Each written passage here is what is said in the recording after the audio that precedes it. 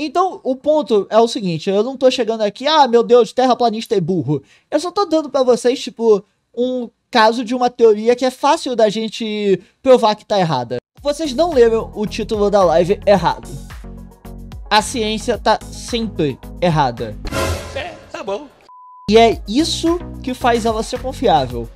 Eu não virei pseudociência, eu não tô falando que a ciência não funciona. Não. Não! Muito pelo contrário. Eu tô aqui fazendo uma apresentação pra vocês pra mostrar o quão importante é a gente saber que é toda a ciência que a gente sabe está errada pra gente poder confiar nossa vida nela. Eu sei, não faz sentido, mas eu juro pra vocês que até o final dessa apresentação vocês vão estar convencidos. Que primeiro a gente tem que falar o que é ciência, né?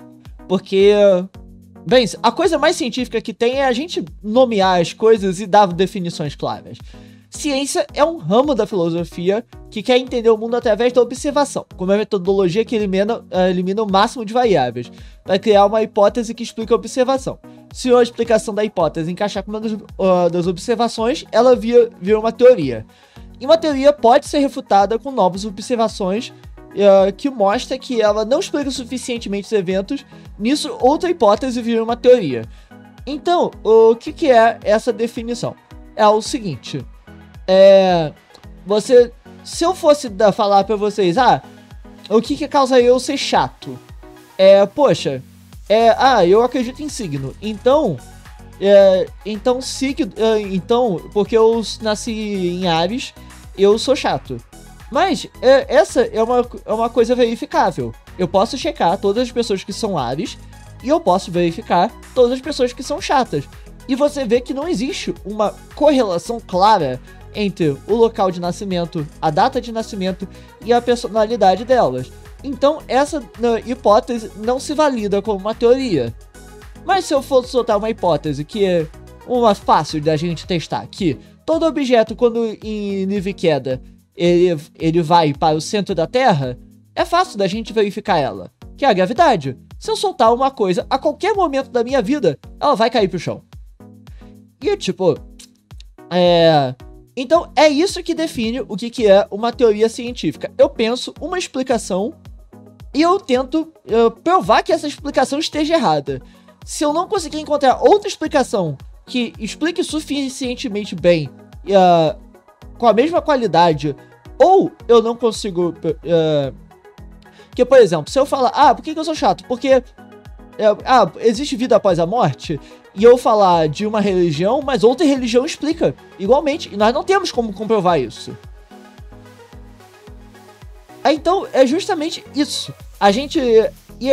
Isso de ser refutado, eu vou deixar essa palavrinha com vocês, é o seguinte. Refutado não é eu chegar, nossa, você é muito burro, mano, você não sabia o que você estava falando. Olha, eu fiz mais observações e eu acho que você não estava no caminho certo. Eu vou te dar uma direção aqui. E eu vou... ou você pode ter uma refutação que é uma complementação, ou uma refutação que é uma reformulação. Que a maioria das refutações são reformulações. Você adiciona detalhes que não eram possíveis de serem obtidos antes. E aqui, outra coisa que eu vou falar que é muito importante. Teoria é a forma mais alta de comprovação científica. Justamente por essa característica da teoria poder ser refutada que faz ela ser confiável. Porque se a gente pegar uma teoria errada ou uma teoria que não explica suficientemente bem, a gente sabe que vai vir outra teoria que pode explicar melhor. Porque, tipo, isso é a diferença entre uma teoria científica e um dogma. Se um dia... dogmas são coisas que são imutáveis. Que são textos religiosos, basicamente. Existe um Deus. O cristianismo não está interessado em buscar se tem mais de um Deus. O dogma é a base do pensamento deles. Porém... se a gente fosse científico, a gente não pode começar a partir de um dogma Porque se a gente começa com dogma, a gente não pode elaborar novos pensamentos. Eu não posso chegar aí e falar, ah não, gente, olha só, tudo que não consome, não faz fotossíntese é animal. Porque no momento que eu achar alguma coisa que não faz fotossíntese e não é um animal, eu não vou poder mexer na definição. Então vai ficar com isso errado para sempre. E justamente a gente tem que não pode confundir esse contexto de teoria com teoria da conspiração ou outros contextos que a gente usa a palavra teoria. Por quê? Teoria, nesse caso, é uma hipótese que tem uma comprovação experimental muito bem embasada. E ciência usa termos com apenas um significado. A gente não usa a mesma palavra para significar vários fenômenos diferentes. A linguagem convencional permite isso, mas a linguagem científica não. Então, quando a gente fala, o pessoal quer desmentir a evolução, é apenas uma teoria. Não, é uma teoria, por isso que a gente acredita. Então, pra que a gente prova que algo que pode estar errado? Porque, assim, papo reto. Eu posso chegar, eu posso terminar o meu TCC, fazer minha apresentação e pode estar tudo errado, porque alguém vai chegar e refutar e falar que tudo que eu falei é uma bosta. Mas é o seguinte, a qualidade das nossas observações depende da qualidade das nossas ferramentas. A microbiologia só existiu depois da gente ter microscópio óptico. A nanotecnologia só existiu depois do microscópio eletrônico.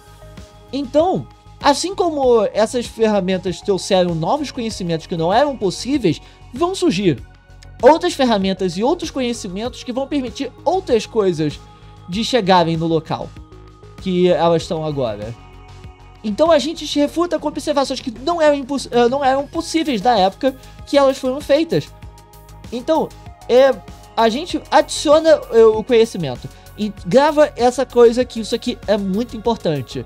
Ciência não se faz sozinho. Aquela coisa do cientista maluco que desenvolve uma teoria, uma tecnologia sozinho no castelo dele sozinho, é uma coisa da ficção. Cientistas trabalham na base de um conhecimento conjunto. Então os cientistas sabem que nunca vão acertar algo? Sim. Quando a gente faz uma pesquisa, a gente escolhe alguma coisa que a gente sabe que tem mais coisa para se explicar. Só que tem algumas coisas que são importantes.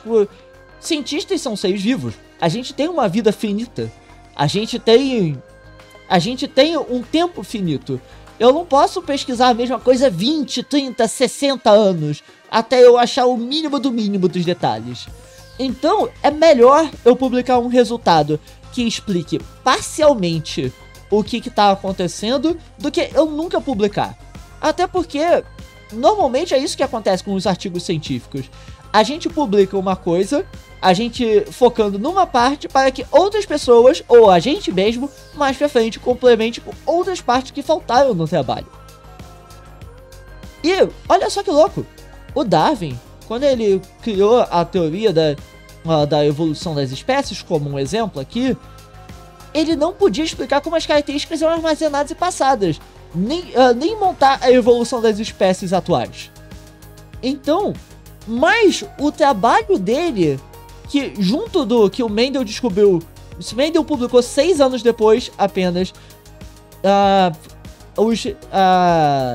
descoberta dos genes. Mas só com o trabalho do Mendel, do Darwin e a paleontologia descobrindo mais e mais fósseis, que a gente conseguiu montar a teoria da evolução moderna. Se o Darwin nunca tivesse publicado o trabalho dele para ele poder comprovar tudo da evolução, outros trabalhos não teriam surgido. Então, a teoria moderna da evolução ainda se baseia nos princípios da seleção natural do Darwin, mas agora possui os embasamentos da genética e da bioquímica. Ter desafiado e refutado, né, Darwin fez que a teoria fosse mais completa. Mas ainda temos muitas dúvidas de como a evolução funciona que farão a teoria atual ser complementada. Seria muita soberba a gente achar que a gente descobriu como a evolução e a origem das espécies funciona. Tem um monte de coisa dentro desse assunto para descobrir. Aí a gente entra numa pergunta bem interessante. vai ter alguma teoria científica que será 100% correta e não será alterada? E essa é uma pergunta que a gente só vai poder responder com filosofia. Porque uma pessoa muito mais inteligente do que eu, Platão, ele teorizou que existia o mundo das ideias e o mundo físico, o mundo das formas. Que é o seguinte: tudo que nós estamos vivendo aqui é uma representação e uma reflexão do mundo das ideias. Nada existe na sua forma perfeita e pura. Por mais que vocês vejam esta caixa em volta de mim, isso não é um quadrado perfeito, porque isso não é apenas o conceito de quadrado. Tem o conceito de cor, tem o conceito de luz, tem eu aqui no meio. Então, a gente nunca vai ter o quadrado visualmente na nossa frente. A gente nunca vai ter uma nota. A gente nunca vai ter música. Inclusive, ele fala que a arte é uma forma da gente se aproximar do mundo das ideias. E nosso mundo é uma cópia do mundo das ideias, assim como sombras são a projeção da luz que jogam em objetos. Então, a gente pode alcançar o mundo das ideias da nossa vivência? Não. Mas nós podemos, através da aproximação da nossa realidade, alcançar mais próximo do mundo das ideias. Que, por exemplo, um exemplo disso daí é o filme Matrix, a trilogia agora com o quarto filme. Na verdade, tem outras coisas. Matrix é um filme que vale a pena uma conversa só sobre filosofia sobre ele.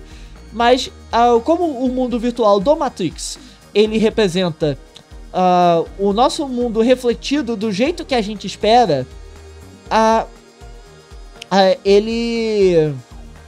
ele não é uma representação, ele é uma representação de algo que não é real, que ele usa o código para copiar aquilo, mas ele nunca será o mundo real. Então, o Karl Popper, o método científico existe antes do Karl Popper, mas o Karl Popper foi uma das pessoas mais influentes na filosofia da ciência para a gente tentar entender o que é o método científico e qual a importância dele. Que é o seguinte: ele falou, essa frase em vermelho daqui é o fenomenal aqui. O método científico na base da experimentação nunca poderia ser provada, mas sempre poderia ser falseada. Tudo que é científico pode e deve ser falseado. Por isso que, por exemplo, a ciência não pode responder o que é alma. Que a gente não pode verificar uma alma. Porque a gente não pode dizer se amor existe, o que é amor. Porque você não pode medir, tem X amores aqui no ambiente. Você tem que ter uma tese que você pode fazer um experimento para você falsear. E se você tentando falsear, aquilo não consegue ser falseado, você tem uma boa teoria sólida. Que, por exemplo, muita gente mesmo tenta desprovar a evolução por N motivos. Só que toda vez a gente tem mais e mais evidências da evolução. Surgimento de novas doenças que não existiam antes, seleção natural de antibióticos, de bactérias resistentes a antibióticos. Nós temos cada vez mais registros fósseis de espécies intermediárias. Então, por mais que o Darwin, na época dele, não tinha a base teórica para entender toda a teoria, ele criou uma teoria tão sólida que, ao tentar falsear ela, cada vez mais nós achamos argumentos para reforçar a teoria do Darwin. E por isso que a ciência se constrói da refutação de teorias, sempre buscando falsear as teorias prévias para buscar uma melhor explicação. A ideia da nossa ciência é que a ciência ela é formada por um consenso coletivo. É por isso que eu não posso chegar a um artigo e botar fontes, vozes da minha cabeça. Eu tenho que colocar da onde que eu tirei aquelas ideias, porque aquelas ideias têm da onde que eles tiraram aquelas ideias e como eles verificaram experimentalmente. Então, se você tiver dúvida do que eu tô falando, você pode testar tudo que eu tô falando e você pode testar tudo que veio antes. E por isso que todo artigo tem o chamado peer review, que é outras pessoas que pesquisam a mesma coisa que você vão verificar se aquilo é sólido, se tem fundamento atrás do que você tá falando. E é o seguinte, como que a gente sabe, a gente tá chegando mais perto da verdade? Através de modelos. Porque é o seguinte, vamos imaginar o mundo das ideias que nem do Platão. Nós não temos como ver o quadrado perfeito, mas nós temos uma representação bem boa dele aqui. Nós, estudando essa representação, por mais que a gente não tenha todos os conceitos e toda a perfeição e integridade do quadrado, nós temos uma aproximação dele. Então nós podemos tirar várias propriedades dessa observação. Então, as observações que eu tive com meus métodos e junto com outras pessoas com outros métodos, que quando a gente repete o experimento dá o mesmo resultado, ou resultados que se reforçam, nós temos uma teoria científica. Então, a ideia de criar um modelo é quando a gente pega uma coisa muito complexa como a Terra, o universo, um ambiente físico, um corpo, e nós reduzimos a complexidade daquilo para nós termos contas mais factíveis. Pra gente, você lembra aquilo que eu falei? Que a gente tem que fazer as coisas dentro do tempo que a gente tá vivo, que a gente tá fazendo as coisas. Então, a gente tem que fazer isso. A gente faz os modelos pra gente ter essa aproximação. E aí, a parada que é interessante. Por que isso é uma aproximação? Todo modelo está intrinsecamente errado. Se um modelo representa perfeitamente a coisa, ele é a coisa. Então, só que aí que é interessante. Pra gente escolher o melhor modelo, a gente tem que dar um modelo que dá um resultado próximo, porque a gente não pode dar um resultado distante, com nada a ver com a realidade, com consistência, que sempre que em várias situações que a gente pré-determinadas, ele sempre dá o mesmo resultado, e sem dar tanto trabalho quanto a situação real. E nós podemos saber o quão longe está calculando a diferença estatística entre os modelos e as medições reais, aquilo que eu falei sobre verificar. E aqui, modelos mais errados podem ser melhores. Esse é um problema simples de física, de uma força levantando dois blocos com uma roldana. Não tem valores, mas é só para ilustrar aqui. Pra gente resolver esse problema, o melhor jeito é usar a física newtoniana. Que a física newtoniana, ela não é um modelo completo. Ela não explica bem a órbita de planetas, não explica a relatividade de espaço-tempo, não explica a deformação de espaço-tempo, não explica os movimentos quânticos. Mas como para esta situação, a precisão que ela dá é tão grande que não vale a pena eu gastar um absurdo a mais de tempo pra uma coisa que simplesmente vai dar um resultado muito pouco diferente. Porém, aonde vai dar muito diferente, a gente usa a relatividade geral, ou a física quântica. Nesse caso aqui, a órbita de planetas é muito melhor explicada pela relatividade geral, porque aqui é a limitação do modelo do Newton. Ele é muito simples e ele funciona muito bem para coisas das escalas humanas, né? Tipo, coisas que os humanos veem. Mas quando sai dessa escala, ela não começa a representar bem a realidade. E saber as limitações do modelo é a parte mais importante dele, porque novos modelos surgem para cobrir as limitações dos prévios. Porque cientistas nunca afirmam que sabem algo. Porque quanto mais a gente estuda de um assunto, mais se apresenta o que não se sabe. Porque é aquilo que eu falei, nenhum artigo vai chegar e vai publicar tudo sobre tudo. Ou tudo sobre uma coisa específica. Ele vai chegar, ele vai ver num tempo factível quanto conhecimento a gente pode gerar disso pra gente jogar pro mundo. E quando a gente faz isso, a gente começa a ganhar uma noção de o quanto que a gente não sabe. E isso dá o efeito que dois psicólogos viram, Dunning-Kruger, Dunning-Kruger, né? É um nome alemão. Que é o efeito da curva de Dunning-Kruger, que é aqui, no eixo para cima. Aqui, vocês estão conseguindo ver. No eixo para cima é a confiança e aqui é o conhecimento no campo. Quando você sabe nada, você não tem nenhuma confiança, porque você nem sabe o que é o assunto. Porém, quando você chega aqui no que você é leigo, por você não ter visto até onde o seu conhecimento é desafiado, você acha que sabe tudo. Porém, quanto mais você estuda, mais você vê qual é a distância do que você sabe do seu conhecimento real. Até que a sua percepção do... É aqui que a ciência trabalha. É aqui que a nossa percepção começa a subir em relação ao mundo. Então,